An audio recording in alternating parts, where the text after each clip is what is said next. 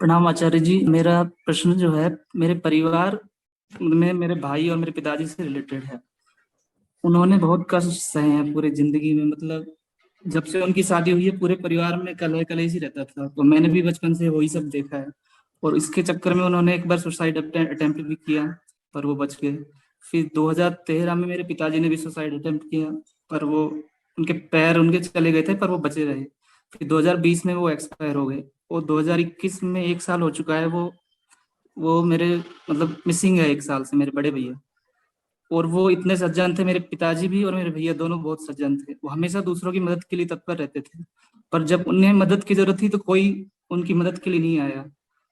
तो मैं ये पूछना चाहता हूँ, तो क्या ये दुनिया अच्छे लोगों के लिए बनी है कि नहीं, या फिर अच्छे लोगों को इतने कष्ट क्यों मिलते हैं? जी आचार्य जी। देखो, अच्छा और बुरा ये बहुत सतही भेद होता है। दुनिया में अच्छे और बुरे लोग नहीं होते। दुनिया में होशमंद और बेहोश लोग होते हैं, ज्ञानी और अज्ञानी होते हैं। आप एक बेहोश अच्छे आदमी हो और आप एक बेहोश बुरे आदमी हो, कोई अंतर नहीं है। हो तो बेहोश ही ना। ज्यादातर जो अच्छे लोग हैं उनकी बड़ी बेहोश अच्छाई है। उन्हें कुछ पता नहीं वो अच्छे क्यों हैं, बस वो अच्छे हैं क्योंकि उन्हें बता दिया गया है कि इस तरीके से करना अच्छाई कहलाता है। उन्होंने कहानियों में पढ़ लिया या दादा दादी ने बता दिया कि ऐसे करना तो अच्छे कहलाओगे, तो वो करे जा रहे हैं वैसे। आपकी बेहोश अच्छाई भी आपके लिए घोर दुख का कारण बनेगी, और बेहोश बुराई तो दुख का कारण बनेगी ही बनेगी। जब आपकी बेहोश अच्छाई आपके लिए दुख का कारण बनती है तो आप कहते हो ये तो दुनिया ही बुरी है। देखो, हम इतने अच्छे आदमी हैं लेकिन हमें क्या सिला मिला। मैंने जिंदगी भर अच्छाई करी लेकिन बदले में मुझे बुराई ही मिली। अच्छाई और बुराई की बात ही नहीं है। फिर से बोल रहा हूं, किसकी बात है? होश की और बेहोशी की। अगर दुनिया के लोगों को दो भागों में बांटना ही है तो ऐसे मत बांटो कि ये अच्छे लोग हैं ये बुरे लोग हैं। ऐसे बांटो कि ये होशमंद लोग हैं और ये बेहोश लोग हैं। ये विभाजन वास्तविक होगा। होशमंद और बेहोश, ज्ञानी और अज्ञानी, बोधवान और बोधहीन।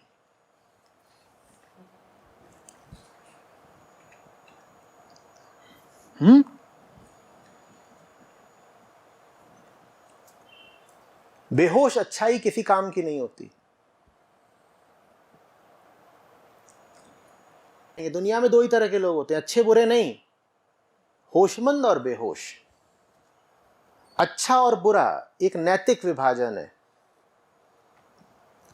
एक मोरल सेगमेंटेशन है, उसमें कोई दम नहीं होता। बड़ी अंधी बात होती है, ऐसे ऐसे काम करो तो अच्छे कहलाओगे, ऐसे ऐसे काम करो तो बुरे कहलाओगे। खोपड़ा लगाने की कोई जरूरत नहीं। अच्छे काम करो, बुरे काम मत करो, खोपड़ा मत लगाओ। न सोचो, न विचारो, न ध्यान करो। जो अच्छे काम बता दिए गए हैं चुपचाप करो, और जो बुरे काम बता दिए गए हैं उनको बिल्कुल मत करो। यह है अच्छे आदमी का एल्गोरिदम। अब जाहिर है ऐसे एल्गोरिदम पे चलोगे तो जिंदगी बहुत कष्ट देगी। उन कष्टों के फलस्वरूप कई बार नौबत आत्मघात की आ जाती है।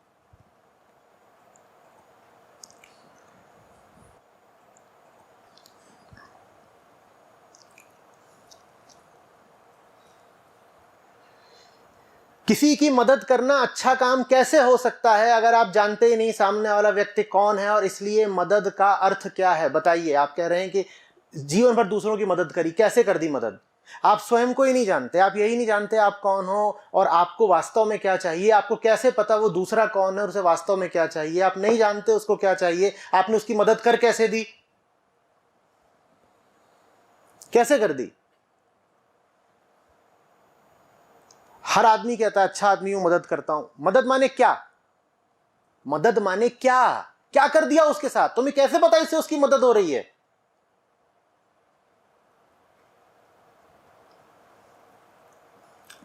मदद के लिए सबसे पहले पता होना चाहिए ना कि उसकी वास्तविक आवश्यकता क्या है। इसके लिए पता होना चाहिए वो कौन है। इसके लिए आपको चेतना प्रधान होना पड़ेगा, नैतिकता प्रधान नहीं। जब आप ये जानोगे कि सामने वाला वास्तव में चेतना है और उसकी एक ही तरीके से मदद की जा सकती है, उसकी चेतना को ऊपर उठा के, तब आप उसकी मदद कर पाओगे। नहीं तो शराबी आपके सामने रो रहा है, घिघिया रहा है, पैसे दे दो, अद्धा चाहिए, और आप उसको पैसे थमा दो, ये आपने मदद करी है। लेकिन आप तो कह दोगे अरे एक रोता कलपता आया था, 200 मांग रहा था, मैंने 400 दिए, ये मदद करिए। तुम मदद का अर्थ भी जानते हो। मदद के नाम पर अक्सर हम दूसरों को तबाह ही कर देते हैं। हम अपनी मदद ही नहीं कर पाए आज तक, दूसरों की क्या मदद करेंगे। लेकिन हम अंधी मदद करे जाते हैं, और साथ ही साथ भीतर ये भाव भी बढ़ता जाता है कि देखो मैं तो मददगार हूं। जब ये भीतर भाव बढ़ता है मैं मददगार हूं, तो साथ ही जिंदगी से उम्मीद बढ़ती है कि मैंने ये जो दूसरों की मदद करी है, मुझे इसका पारितोषिक मिलेगा, मुझे इसका रिवॉर्ड मिलेगा। रिवॉर्ड कुछ मिलता नहीं, तो फिर भीतर बढ़ता है फ्रस्ट्रेशन।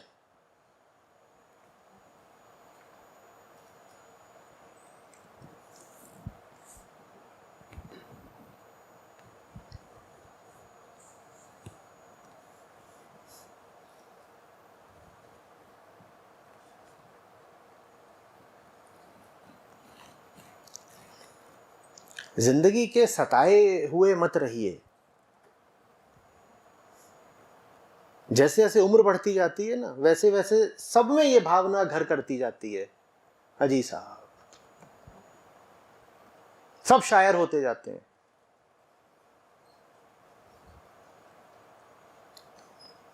हमें तो अपनों ने लूटा, गैरों में कहां दम था, हमारी कश्ती वहां डूबी जहां पानी कम था। सबको अपने ही लूट रहे हैं, तो अपनों को कौन लूट रहा है? हर व्यक्ति के अनुसार उसके अलावा बाकी सब लुटेरे हैं। ऐसा कैसे हुआ?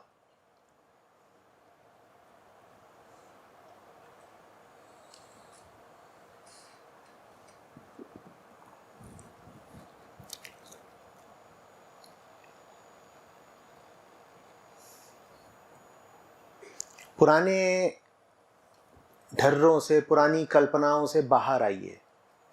हर स्थिति में ध्यान से समझिए कि चल क्या रहा है। जो बात समझ में आएगी वो बुरी लगेगी, पर अच्छा है कि बुरी लगे, उससे सफाई होगी भीतर की।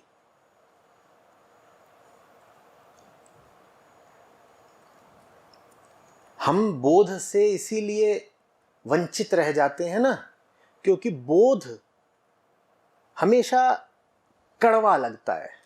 बोध का अर्थ ही है ये जान पाना कि आप अभी तक अंधेरे में थे, मूर्खता में थे। अहंकार को बिल्कुल नहीं सुहाता स्वीकार करना कि वो अंधेरे और मूर्खता में था, तो बोध कड़वा लगता है।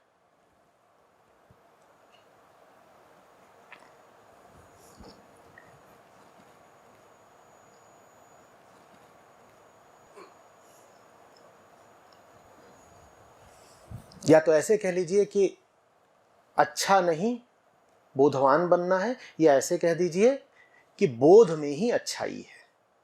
दोनों एक ही बात है।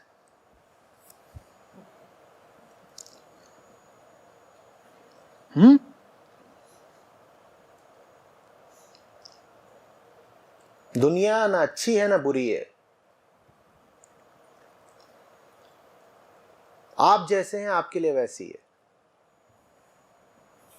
भगवद गीता 4 अध्याय 11वां श्लोक, जो मुझे जैसे भजता है मैं भी उसे वैसे ही भजता हूं। मुझे माने किसको? वो जो बोध स्वरूप है। आप में बोध की जितनी गहराई होगी, जीवन से आपको उतना ही आनंद मिलेगा। बिल्कुल बराबर का समीकरण है, कोई ऊंच नीच नहीं। जो मुझे जैसे भजता है मैं भी उसे वैसे ही भजता हूं। माने जिसमें जितना बोध है उसके जीवन में मैं उतना ही मौजूद हूं, और जिसमें बोध की जितनी कमी है उसके जीवन में कष्ट उतना ही मौजूद है। अभी आप देख लीजिए कि कृष्ण चाहिए कि कष्ट चाहिए। और कृष्ण माने क्या? कोई व्यक्ति नहीं, कोई व्यक्तित्व नहीं, कोई कल्पना छवि नहीं, बोध का ही नाम कृष्ण है। बोध होगा तो आनंद होगा, नहीं तो कष्ट ही कष्ट है।